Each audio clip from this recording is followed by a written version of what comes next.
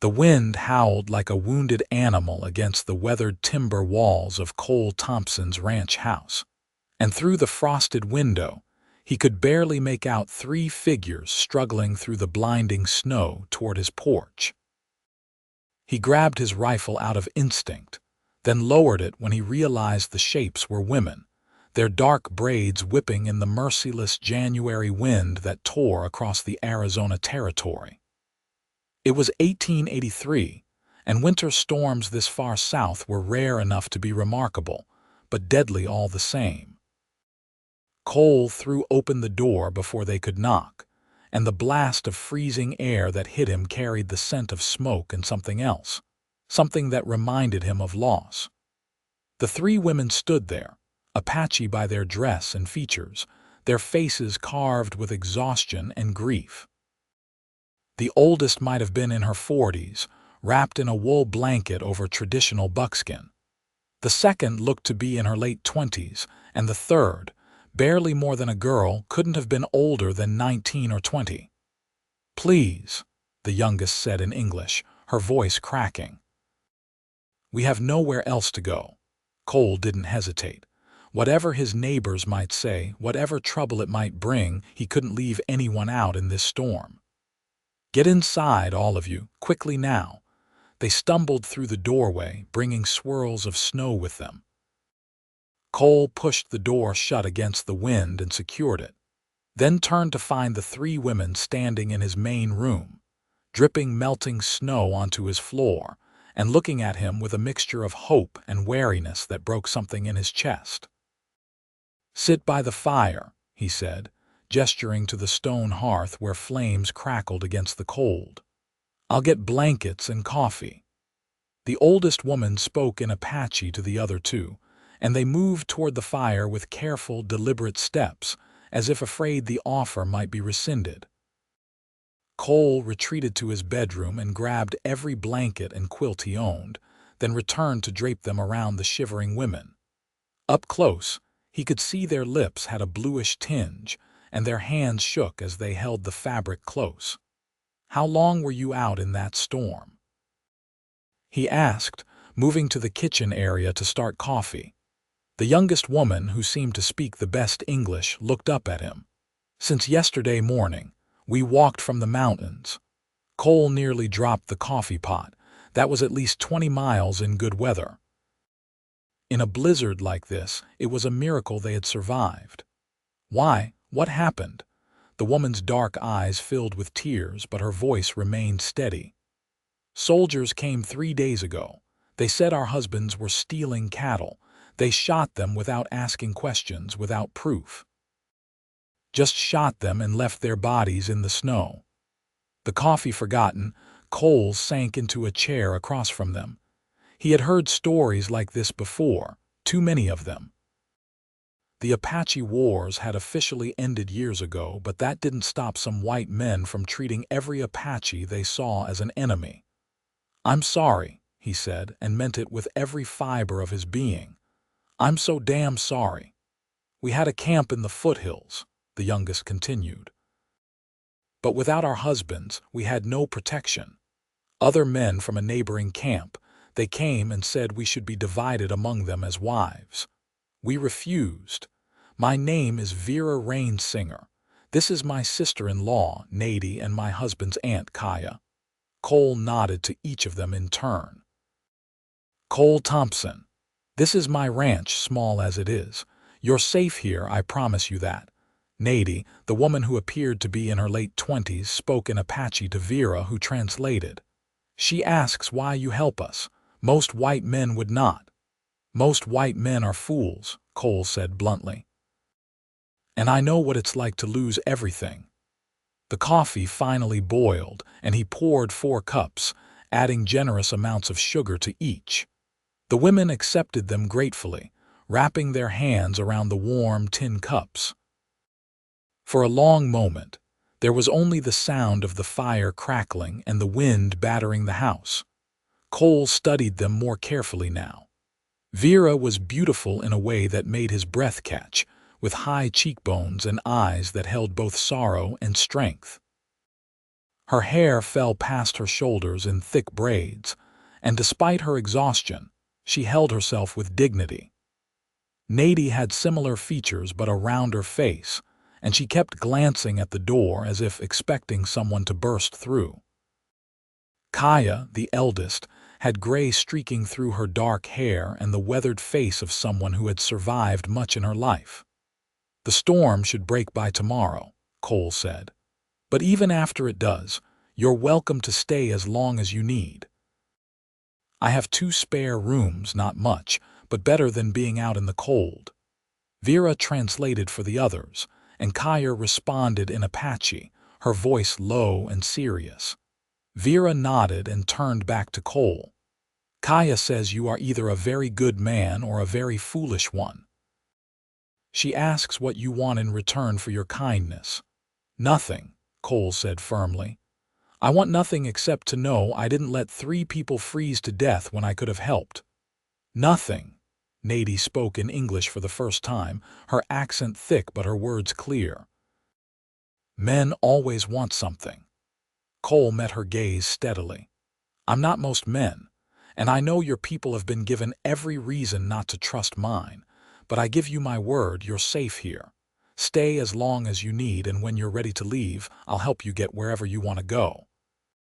Kaya spoke again, and this time Vera's translation came with a small smile. "She says your eyes are honest even if you are white. She says we will stay until the storm passes, and then we will see." "Fair enough," Cole said. He stood and moved to the kitchen. "When did you last eat?" The silence that followed answered his question.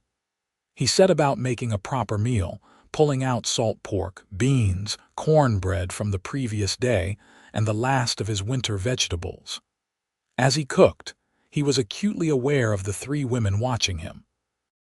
He supposed it must seem strange, a white rancher cooking for Apache widows in the middle of a blizzard, but life had a way of bringing unexpected moments. Cole had been alone on this ranch for 3 years now, ever since his wife Sarah had died in childbirth along with their daughter. He had built this place with his own hands, dreaming of filling it with children and laughter. Instead, it had become a tomb of silent memories. He worked from sunrise to sunset, tending his small herd of cattle and his horses, speaking to no one for days at a time. The isolation suited him, or so he had told himself. Now, with these 3 women in his home, the silence felt different. It felt less like peace and more like loneliness. "The food is ready," he announced, setting plates on the rough-hewn table. The women rose slowly, still wrapped in blankets, and took seats. They ate with the quiet desperation of the truly hungry, and Cole made sure to give them generous second helpings. As they ate, the wind outside intensified, shaking the shutters and sending whistles through gaps in the walls. Cole made a mental note to check the barn as soon as there was a break in the weather. His horses and cattle would need tending, and he hoped they had all made it to shelter before the worst of the storm hit. "You live here alone?" Vera asked, glancing around the single-room cabin with its sparse furnishings. "Yes, my wife died 3 years back. No children survived her." "I am sorry for your loss," Vera said softly. "We all know the pain of death." "How long were you married?" Cole asked. "If you don't mind my asking." 2 years. My husband Joseph, he was a good man. He worked as a scout for the army, helping them track outlaws and hostile tribes. He thought if he helped the white men, they would leave our people in peace, but they shot him anyway, said he was a thief. Her voice hardened. "He never stole anything in his life." Nady spoke in Apache, her voice sharp with anger. Vera translated. "Nady's husband, Thomas, was Joseph's brother. They killed him too, and Kaya's nephew, Samuel. All 3 men, dead in the snow like animals." Cole felt rage building in his chest, the same helpless fury he felt every time he heard stories like this. "Did you report it to the authorities?" Vera laughed, but there was no humor in it. "The authorities. The soldiers who killed them were the authorities. Who would we report to?" Who would believe 3 Apache women over white soldiers? She was right, of course. Cole had seen enough injustice in his 32 years to know how the world worked. The law protected some people and crushed others, and Apache people fell firmly into the latter category. "I believe you," he said quietly, "and for what it's worth, I'm ashamed of what my people have done to yours." Kaya spoke again, and this time her tone was gentler. Vera smiled slightly. "She says shame is useless unless it leads to action. She asks what you plan to do with 3 Apache widows in your house when your neighbors find out." "I plan to tell them it's my house and my business," Cole said firmly. "Anyone who has a problem with that can take it up with me directly." The storm raged through the night and into the next day.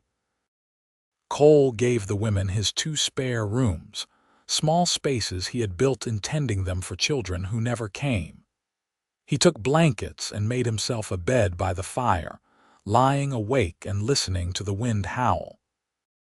Sometime in the darkest hours before dawn, he heard soft crying from one of the rooms, and his heart ached for these women who had lost everything. By morning, the snow had piled high against the walls, and the world outside was a uniform white.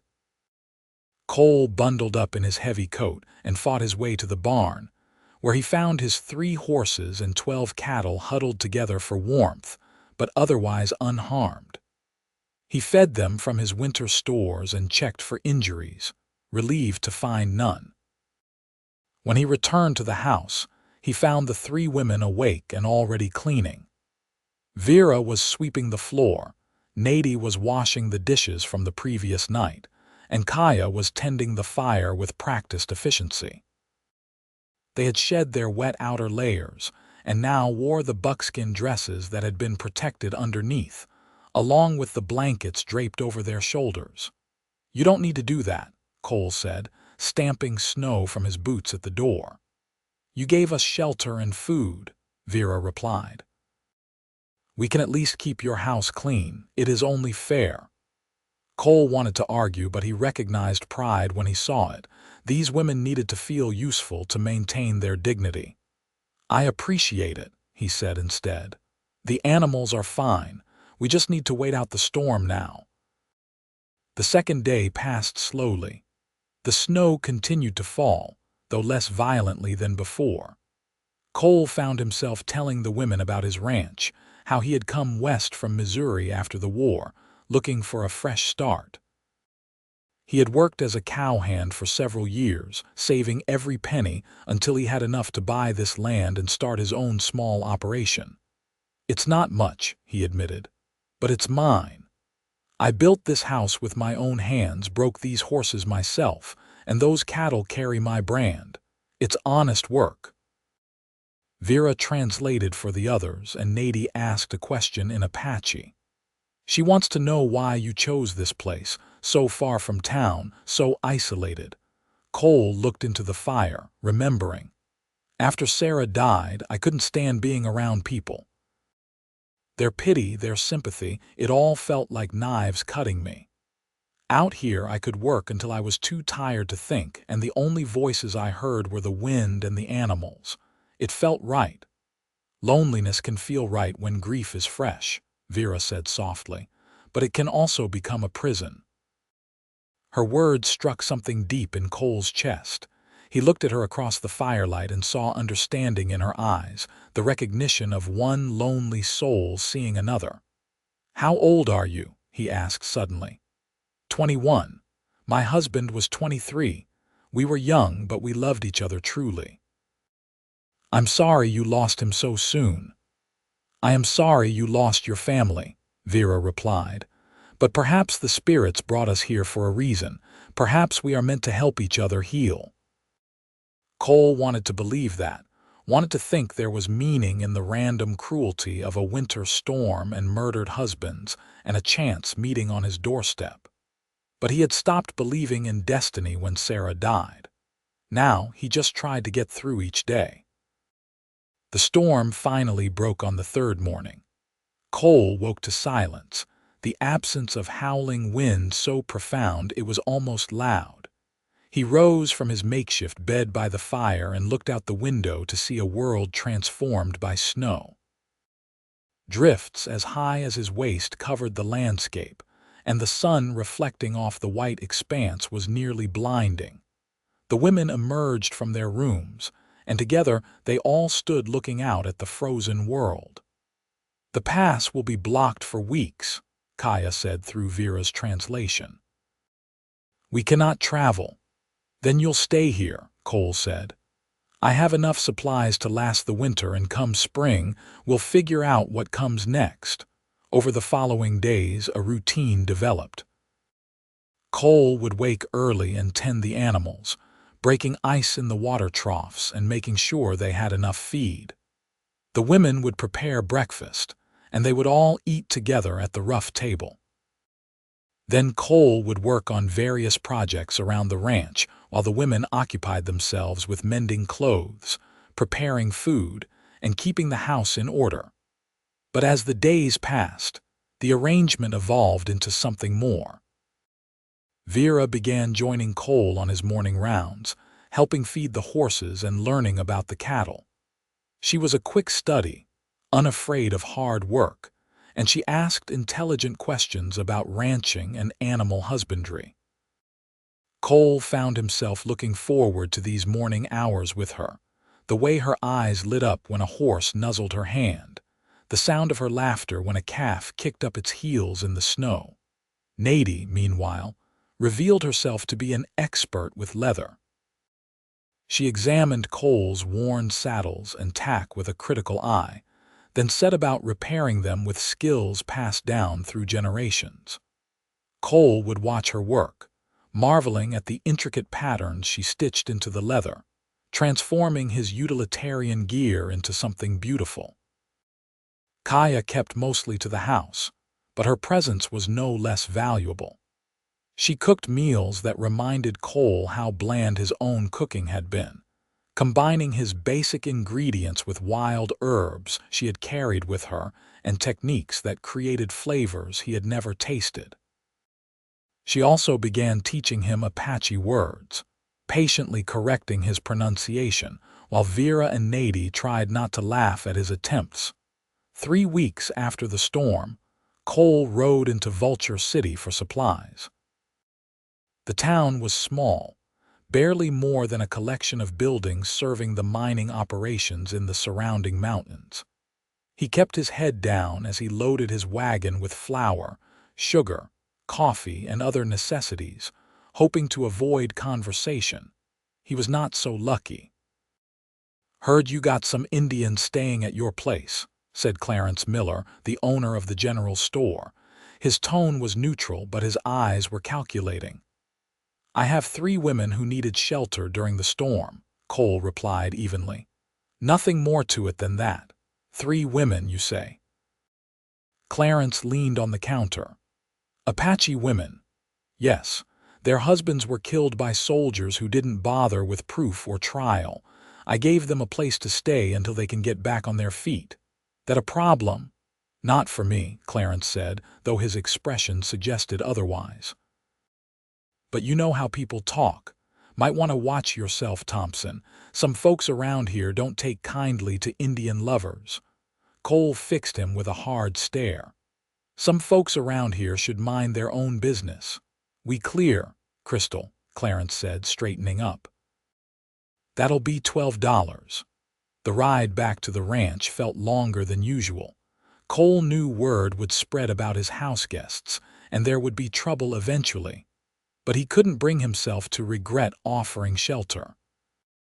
The thought of Vera and the others freezing to death in the snow was unbearable. When he arrived home, he found Vera in the barn, brushing down his mare with long, practiced strokes. She looked up as he entered, and the smile she gave him made his heart do something complicated in his chest. "How was town?" she asked. "Fine. Got the supplies we needed." He began unloading the wagon, carrying sacks into the house. Vera followed with smaller items, working alongside him in comfortable silence. When everything was unloaded and put away, Cole finally said, "People know you're here." Word spreading. Vera nodded slowly. "We knew it would. Are you having second thoughts about sheltering us?" "No," Cole said immediately. "Never. I just want you to know there might be trouble coming, and I want you to be prepared." "We have faced trouble before," Vera said quietly. "We are still here. We are survivors, Cole, all three of us." The way she said his name, with that slight accent that softened the consonants, did strange things to his composure. He realized with sudden clarity that he was falling for this woman, this Apache widow who had stumbled into his life during a snowstorm. The realization should have terrified him, should have sent him running in the opposite direction. Instead, it felt like the most natural thing in the world. "I need to tell you something," he said, the words coming out before he could stop them. Vera looked at him expectantly, her dark eyes searching his face. "I care about you, about all of you, but especially you. I know it's too soon. I know you're still grieving your husband, and I know the world would condemn us, but I needed you to know. You've brought life back to this place, back to me, and I don't want to lose that." For a long moment, Vera was silent. Then she reached out and took his hand, her fingers warm against his palm. "Joseph has been gone for a month now, but in truth, he was lost to me before that. The scouting work changed him, made him hard and distant. I grieved the man I married long before the soldiers killed what was left of him. I am sad he is dead, but I do not mourn our marriage." She stepped closer, and Cole could smell the sage and wood smoke scent of her hair. "You have shown me more kindness in 3 weeks than most people show in a lifetime. You have treated us with respect and dignity. You have made me laugh again, made me think about a future instead of just surviving each day. So yes, Cole Thompson, I care about you too." Cole lifted his free hand and gently touched her face, tracing the line of her cheekbone with his thumb. "I don't know how to make this work. Society won't accept us. People will talk, might even try to hurt us, but I want to try if you do." "I am Apache," Vera said, her voice strong. "My people have survived attempts to destroy us for generations. I am not afraid of talk or judgment.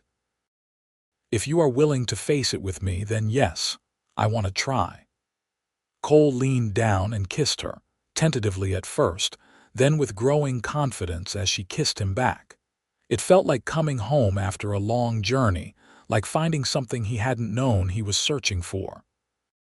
When they finally pulled apart, both were breathing hard, and Vera was smiling. "We should tell the others," she said. "Nady and Kaya should know." That evening, after dinner, Cole and Vera sat with Nady and Kaya by the fire and explained their feelings for each other.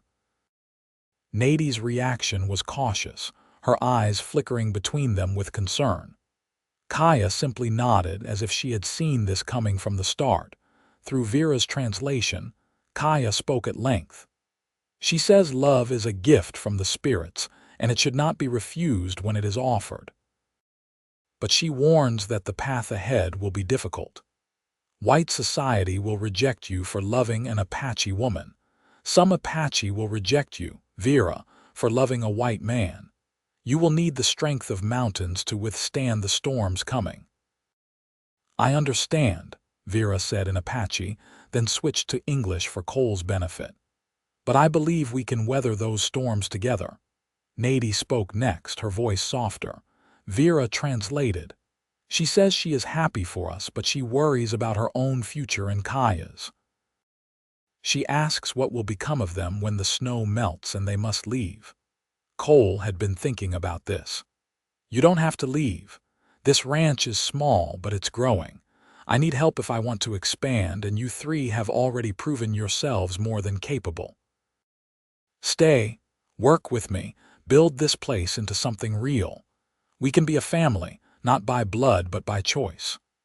The discussion continued late into the night, voices rising and falling as they debated the future. Nady was worried about bringing trouble to Cole's door. Kaya was concerned about maintaining their Apache traditions and customs. Cole and Vera argued passionately for staying together, for building something new out of the ruins of their separate pasts. Finally, as the fire burned low, they reached an agreement. The three women would stay through the winter, and in spring they would reassess. If trouble came, if the situation became dangerous, they would separate. But until then, they would live as a chosen family, working together to keep the ranch running. Winter slowly gave way to early spring. The snow melted in fits and starts, revealing the brown grass beneath. Cole's cattle survived the harsh season with minimal losses, and the horses were healthy and strong. The ranch had weathered the storm, literally and figuratively.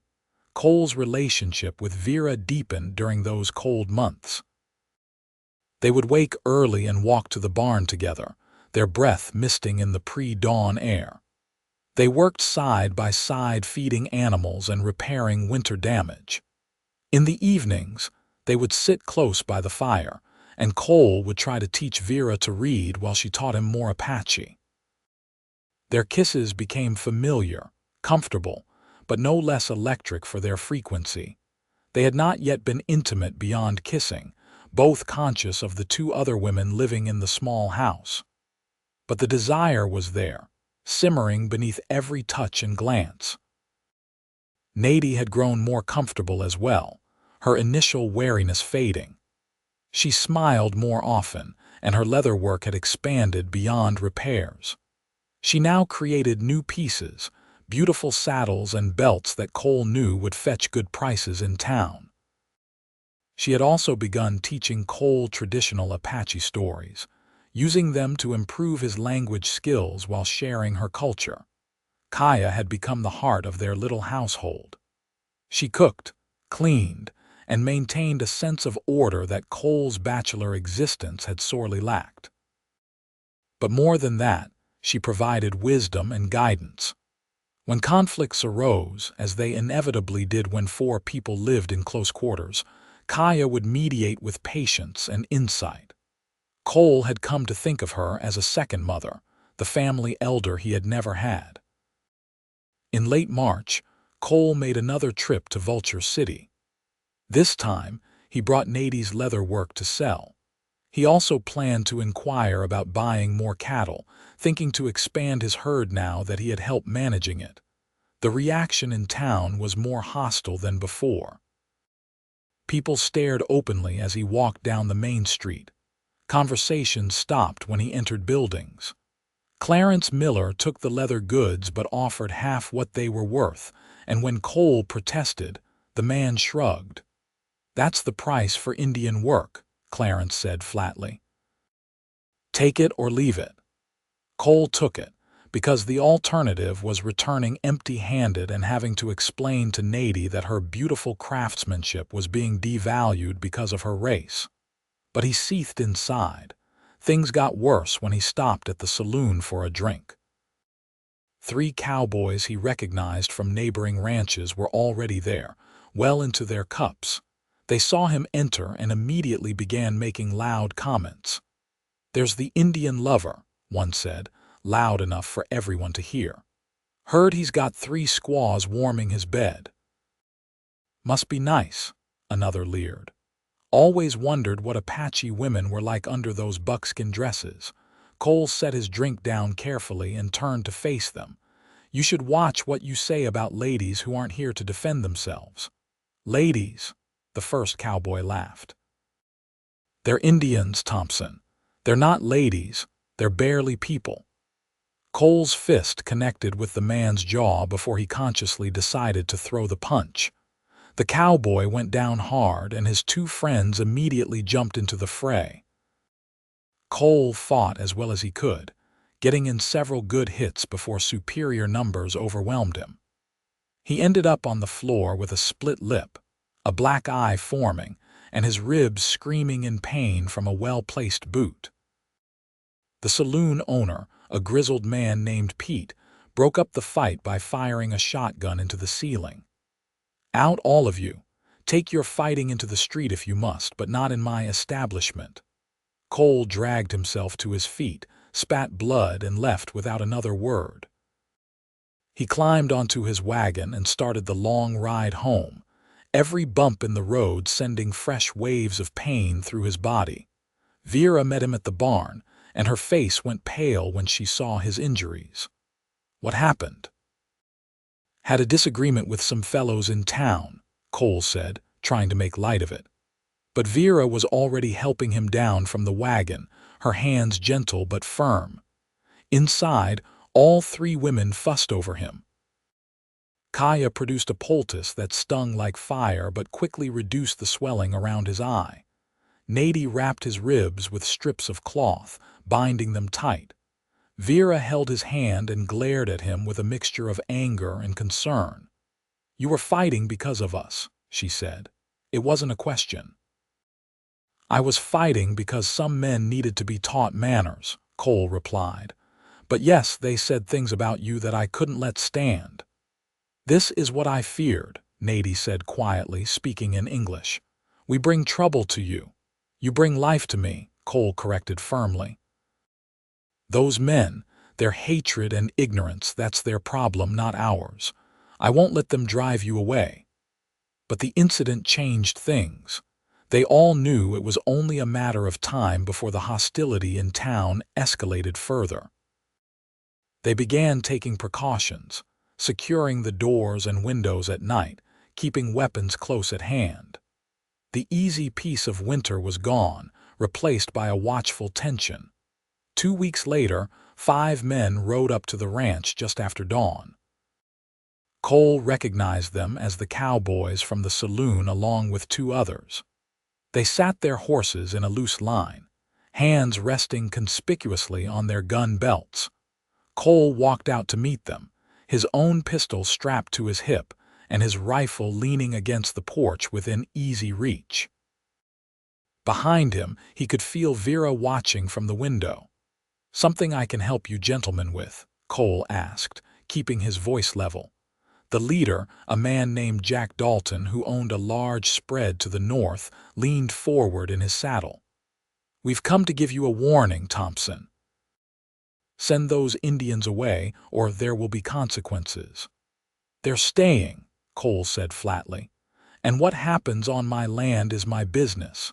"It becomes our business when you're harboring potential threats," Dalton argued. "How do we know they're not scouting for raids? How do we know they're not planning to murder you in your sleep and steal your stock?" "Because I know them and they're good people. Better than you, clearly." Dalton's expression hardened. "You've got 1 week to send them packing. After that, we can't guarantee your safety or theirs. Understand?" "I understand you're trespassing on my land and threatening me and my guests," Cole said. "And I understand that if you don't leave right now, I'm going to start shooting." For a tense moment, nobody moved. Then Dalton spat in the dirt and wheeled his horse around. 1 week, Thompson. Don't say we didn't warn you." They rode off, leaving dust and threats hanging in the air. Cole stood watching until they disappeared over the horizon, then turned to find all 3 women standing on the porch. "We have to leave," Nady said immediately. "We cannot let you be killed for helping us." "Nobody's leaving and nobody's getting killed," Cole said firmly. But even as he spoke, he was thinking furiously. They needed a plan, needed some way to defuse this situation before it exploded into violence. That evening, as they sat around the fire, Vera spoke quietly. "There might be a way." The Apache agent at the San Carlos reservation, he is a fair man, or as fair as any white man in his position can be. If we went to him, explained our situation, he might be able to provide official protection. Papers saying we're legally allowed to live here and work for you. "Would that be enough?" Cole asked. "Would papers stop men like Dalton?" "Maybe not," Vera admitted. "But it would make it harder for them to act without facing legal consequences. Right now, we're just Indians living illegally off the reservation. With proper documentation, we become your legal employees, under the protection of the law. It was better than nothing. The next morning, Cole hitched up his wagon and they all made the journey to San Carlos, about 40 miles southwest. The reservation was a grim place, overcrowded and under-resourced, with Apache people crammed into insufficient housing and dependent on government rations that were always late and never enough. The agent, a man named Arthur Walters, listened to their story with a furrowed brow. He was younger than Cole expected, maybe 25, with the worn look of someone trying to do an impossible job with inadequate support. "I can provide work permits," Walters said slowly, "and I can file reports about the threats you faced, but I need to be honest with you, Thompson. Those papers won't be worth much if Dalton and his men decide to act anyway. The law protects property owners and white citizens. Everyone else is, at best, an afterthought." "I know," Cole said, "but it's something." Walters drew up the papers, officially documenting that Vera Rain Singer, Nady White Fox, and Kaya Sunset Cloud were employed as ranch hands by Cole Thompson and were legally residing on his property. He made 3 copies, gave one to Cole, kept one for his files, and said he would send one to the territorial government in Prescott. "Be careful," Walters said as they prepared to leave. "I've seen situations like this before. They rarely end well." The ride home was quiet, each lost in their own thoughts. Cole kept glancing at Vera beside him on the wagon seat, memorizing the line of her profile, the way the afternoon sun caught in her hair. If this went wrong, if Dalton followed through on his threats, he might lose her. The thought was unbearable. That night, after Nady and Kaya had retired, Cole and Vera sat together on the porch despite the chill in the air. Cole had wrapped them both in a heavy quilt, and Vera leaned against his shoulder. "I'm afraid," she admitted softly. "Not for myself, but for you. You could die because of us." "I could die falling off a horse or getting kicked by a cow," Cole replied. "Life's full of risks, but loving you, that's not a risk, Vera. That's the only sure thing I've got." Vera turned to look at him, her eyes reflecting the starlight. "When this is over, when we know we're safe, will you marry me? I know I should wait for you to ask, but I've already lost one husband to violence. If I get the chance to be with you, really be with you, I want to take it." Cole's answer was to kiss her deeply, pouring all his love and fear and hope into that single gesture. When they pulled apart, he said, "Yes. God, yes. The moment we're safe, I'll marry you. We'll find a preacher who'll do it, or we'll do it ourselves if we have to. I want you as my wife, Vera. I want to build a life with you." They held each other under the stars, drawing strength from their closeness. Whatever came next, they would face it together. The week passed in tense anticipation. Cole taught all 3 women to shoot, setting up targets behind the barn and drilling them until they could hit reliably.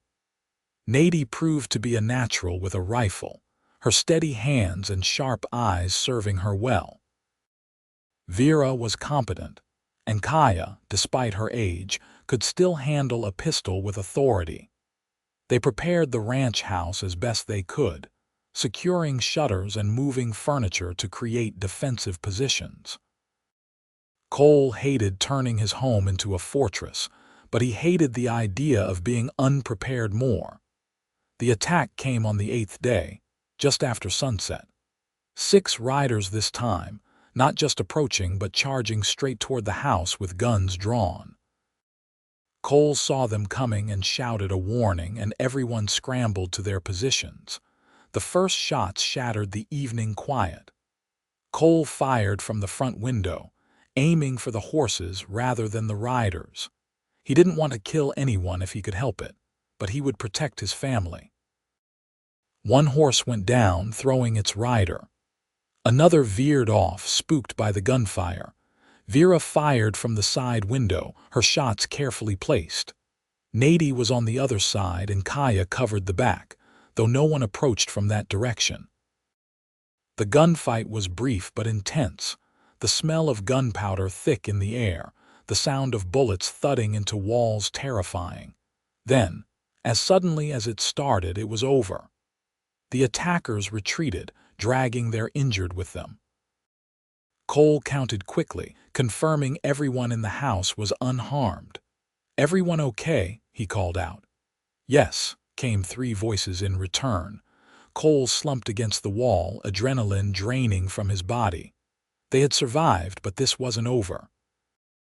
Dalton would come back with more men next time, and Cole knew they couldn't hold off a determined assault indefinitely. "We need help," he said. "Real help. Vera, is there any way to get word to Apache leaders? Anyone who might be willing to come to our aid?" Vera thought for a moment. "There is a man, Victorio's former lieutenant, who lives in the mountains with a small band. They are not hostile, just want to be left alone, but they might help if they knew soldiers' widows were in danger. Can you reach them?"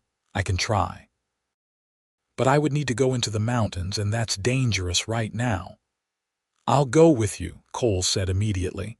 "You cannot," Vera replied. "A white man in those mountains would be killed on sight. Let me go. Let me try to bring help." Every instinct Cole had screamed against letting Vera ride off into danger, but he knew she was right. "Take the best horse. Take food and water, and please, please be careful." Vera kissed him hard. "I will come back to you, I promise." She left before dawn, disappearing into the darkness on Cole's fastest mare. Cole spent the day in agony, jumping at every sound, watching the horizon for threats or Vera's return. Nady and Kaya kept him company, their presence a comfort even as worry gnawed at his gut. Vera returned 3 days later with a dozen Apache warriors. They were hard men, dressed in a mixture of traditional and white clothing, armed with rifles and bows. Their leader was a man named Diego, perhaps 40 years old, with scars crossing his face and the bearing of someone who had fought in many battles. He spoke in rapid Apache to Vera, who translated. "He says he remembers our husbands, says they were good men murdered unjustly. He says white men have taken too much from the Apache, and he will not stand by while they murder widows and those who shelter them. He and his men will help defend this place." Cole felt hope surge in his chest. "Tell him I'm grateful. Tell him I'll pay them however I can." Vera translated, and Diego laughed. He replied, and Vera smiled. "He says payment is revenge against men like Dalton. That is payment enough." With Diego's men spread around the property, the ranch became a real fort. They dug defensive positions and created fields of fire. They set up a watch rotation so that someone was always alert. The Apache warriors moved like ghosts through the landscape, appearing and disappearing with unnerving ease. Dalton returned 5 days later with nearly 20 men, clearly expecting to overwhelm the ranch through sheer numbers. What he found instead was a fortified position defended by Apache warriors who knew how to fight. The battle was fierce, but one-sided. Diego's men were experienced fighters, and they used the terrain to devastating effect. They didn't kill anyone, following Cole's wishes, but they wounded several attackers and sent the rest fleeing in disarray. Dalton himself took a bullet through the shoulder, and as he retreated, Diego shouted after him in English, "Come back again, and we will not be so merciful." The victory was complete. Word spread quickly through the region about what had happened, about the Apache warriors defending a white rancher's property. Some people were outraged, but most were simply cowed. Nobody wanted to face Diego's band in open combat. Diego and his men stayed for 2 more weeks, ensuring no further attacks came. During that time, Cole got to know them, learning about their lives and struggles. He shared his food and supplies freely, and in return they taught him Apache customs and survival skills. Bonds of respect and friendship formed. When Diego finally announced they were leaving, Cole tried to press money on him, but the warrior refused.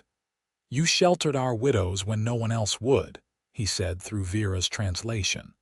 "You risked your life for Apache women. That makes you family, Cole Thompson. Family does not pay family." Instead, Diego made an offer. "If you ever need help, send word through Vera. We will come. And if any of my people need shelter, will you provide it, always," Cole promised. They clasped forearms in the Apache style, and Diego and his men rode off into the mountains, vanishing like smoke. With the threat finally ended, life at the ranch returned to something approaching normal. Spring was in full bloom, the desert alive with wildflowers and new grass. Cole's cattle thrived, and he was able to buy more with the money Nady's leather work brought in. The ranch was growing, becoming prosperous. Cole and Vera made plans for their wedding. They decided to have 2 ceremonies, one in the white tradition with a preacher, and one in the Apache tradition led by Kaya. They wanted to honor both their backgrounds, to create something new that belonged to both cultures. The white ceremony happened on a Sunday in May. Cole wore his best suit, brushed clean and pressed as well as he could manage. Vera wore a dress she and Nady had sewn together, white cotton with traditional Apache beadwork around the collar and cuffs, a perfect blending of 2 worlds. The preacher from Vulture City agreed to perform the ceremony after Cole paid him double his usual fee, and implied that Diego's warriors were still in the area. It was held at the ranch, with only Nady, Kaya, and a few of Cole's more open-minded neighbors in attendance. "Do you, Cole Thompson, take this woman to be your lawfully wedded wife, to have and to hold from this day forward?" "I do," Cole said, his voice strong and certain. "And do you, Vera Rainsinger, take this man to be your lawfully wedded husband, to have and to hold from this day forward?" "I do," Vera said, her eyes never leaving Cole's face. "Then, by the power vested in me by the territory of Arizona, I pronounce you husband and wife. You may kiss your bride." Cole did, thoroughly and to the whooping approval of their small audience. They were legally married in the eyes of white society, but that was only the first step. The Apache ceremony happened that evening as the sun set. Kaya led the ritual, speaking in Apache and performing the traditional blessings. She bound Cole and Vera's hands together with a woven cord, symbolizing their union. They drank from the same cup and ate from the same bowl. Kaya sang the old songs, her voice rising into the desert twilight. When it was done, Cole and Vera were married in both worlds, their union blessed by both traditions. They celebrated with a feast, eating and drinking and dancing under the stars. Nady played a drum, and Kaya sang more songs, and Cole tried to follow the Apache dances while everyone laughed at his attempts. Finally, late into the night, Cole and Vera retreated to his room, now their room. They made love for the first time as husband and wife, tender and passionate, discovering each other with joy and wonder. Afterward, lying wrapped in each other's arms, Vera said, "I never thought I would be this happy again. I thought my life was over when Joseph died. But you've given me a new beginning." "You gave me one too," Cole replied, kissing her forehead. "I was just existing before you came. Now I'm living again." The years that followed were good ones. The ranch continued to grow and prosper. Cole and Vera worked side by side, building something that belonged to both of them.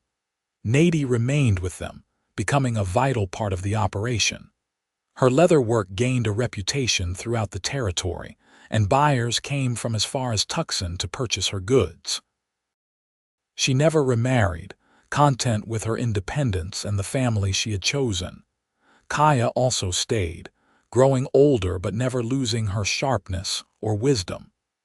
She became the grandmother of the household, teaching Apache ways to everyone and keeping their cultural traditions alive. In the spring of 1885, Vera gave birth to their first child, a son they named Joseph after her first husband, a gesture of respect and healing. He was a healthy, loud baby with his mother's dark hair and his father's blue eyes, a perfect blend of both parents. 2 years later, a daughter arrived, whom they named Sarah after Cole's first wife. The circle of grief and loss that had defined both Cole and Vera's lives was slowly being filled with new love and new life. The children grew up speaking both English and Apache, learning both cultures, belonging fully to neither world and somehow to both. Joseph became an expert horseman like his father, while Sarah showed her Aunt Nadie's talent for leather work and beadwork. In 1889, Vera gave birth to twin boys, James and Robert. The house that Cole had built for a family was finally full of the laughter and chaos he had always dreamed of. The ranch expanded to accommodate the growing family, with new rooms added and a larger barn built. Diego and his band visited occasionally, bringing news from the mountains and checking on the family.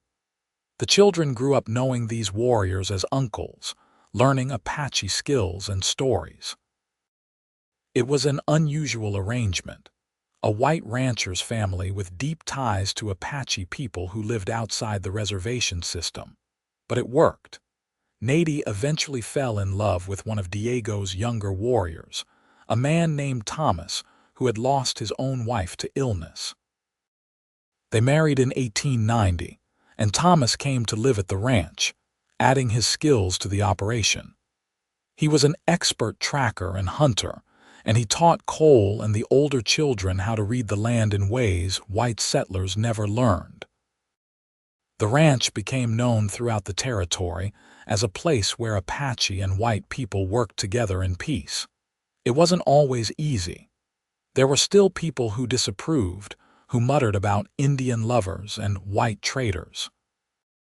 But Cole and Vera had built something strong enough to withstand criticism, a family and a community based on mutual respect and love. Kaya passed away peacefully in her sleep in the winter of 1892. She was buried on a hill overlooking the ranch, with ceremonies honoring both Apache and Christian traditions. The family mourned her deeply, but they also celebrated a life well lived and the legacy of wisdom she had left behind. By 1895, the ranch was one of the most successful in the region. Cole had proven that cooperation between cultures could be profitable as well as moral. His cattle bore his brand, Thompson Rain Singer, a symbol of the union that had started everything. His horses were known for their quality, trained using techniques that combined white and Apache methods. The children grew into young adults. Joseph, at 10, was already helping with the roundups. Sarah, at 8, could create beadwork that rivaled her aunt's. The twins were 6 and into absolutely everything, causing the kind of mischief that made Cole laugh even as he pretended to be stern. Vera had aged gracefully, her beauty deepened by years and motherhood.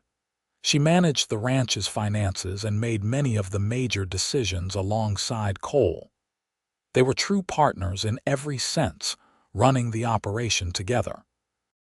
Cole, now 44, had a few more gray hairs and some permanent wrinkles from squinting in the sun, but he was happy in a way he had never imagined possible.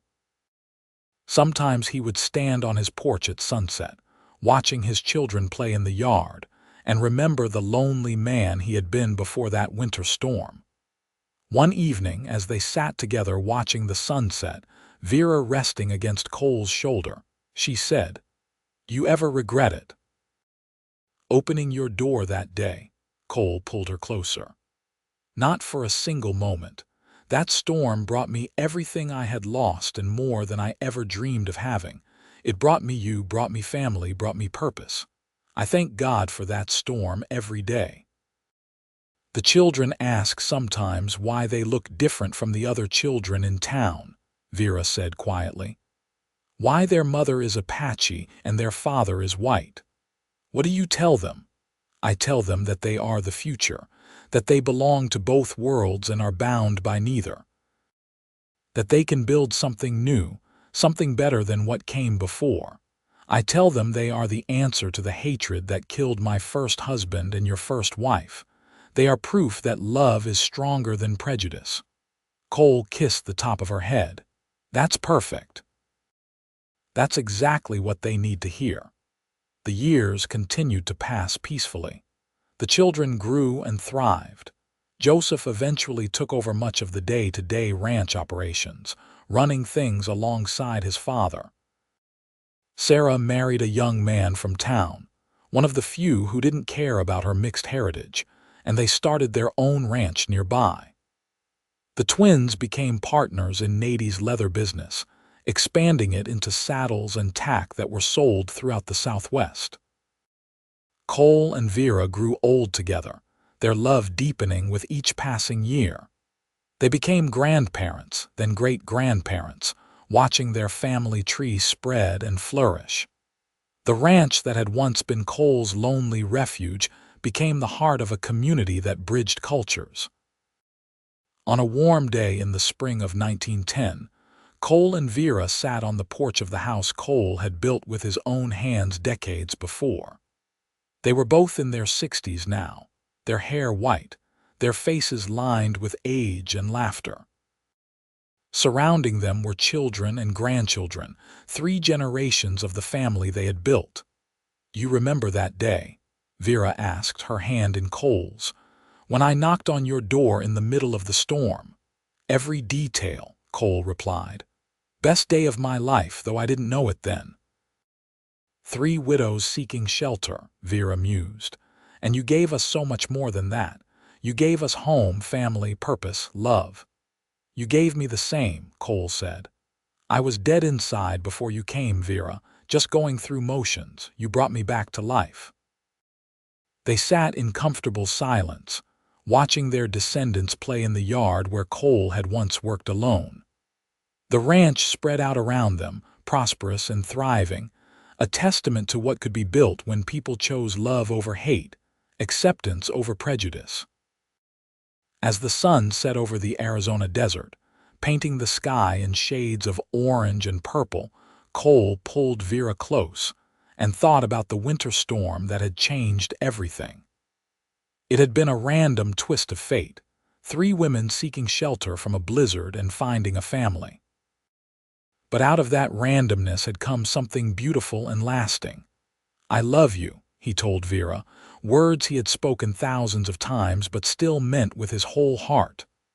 I love you too, she replied, as she always did, to the end of time.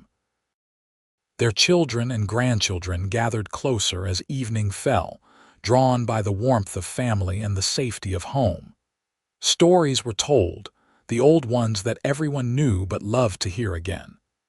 Diego's name came up, and Kaya's, and the tale of the battle that had saved the ranch. The younger children listened with wide eyes, hearing again how their family had been forged in storm and struggle. Cole looked around at all these faces, this family that had grown from that single choice to open his door to 3 desperate women. Nady was there with Thomas and their grown children. Joseph stood with his wife and 4 sons. Sarah had come over with her husband and daughters. The twins had brought their wives and babies. It was everything Cole had ever wanted and more than he had dared to dream. A legacy not just of land and cattle, but of love and acceptance. The Thompson Rain Singer Ranch stood as proof that different worlds could meet and merge into something stronger than either alone. As stars began to appear in the darkening sky, as the desert cooled and night birds called their songs, Cole Thompson held his wife's hand and knew he was exactly where he was meant to be. The storm had brought 3 Apache widows to his door, and in sheltering them, he had found not just family, but purpose, redemption, and a love that would echo through generations. The ranch would continue long after he and Vera were gone. Their children would carry on what they had built, and their children's children after that. The prejudices that had nearly destroyed them still existed in the world, but here, on this land they had made sacred with their love and labor, those hatreds had no power. This was their triumph, their legacy. A family born from tragedy, strengthened by adversity, and sustained by love. As Cole drifted off to sleep that night, Vera warmed beside him. He smiled, content in the knowledge that he had lived a good life, that he had made a difference, and that his story would not end with his death but continue in the lives of all those who came after. The winter storm had brought 3 widows to his door, and in the years since, they had all found not just shelter but home, not just survival but life, not just companionship but family. And for Cole and Vera, not just comfort in their loss, but a love story for the ages, wild and true as the desert itself. Years later, when Cole finally passed peacefully in his sleep at the age of 72, with Vera holding his hand, the entire community mourned. Apache and white alike came to pay respects to a man who had bridged 2 worlds. He was buried on the hill next to Kaya, overlooking the ranch he had built and the family he had created. Vera lived another 8 years, her mind sharp until the end despite her body's frailty. She spent those years telling stories to her great-grandchildren, ensuring they understood where they came from and what their family represented. When she finally joined Cole on that hillside in 1920, the funeral was attended by over 200 people, a testament to the lives she and Cole had touched. The ranch continued to operate, passed down through the family. The Thompson Rain Singer name became synonymous with quality and integrity throughout Arizona.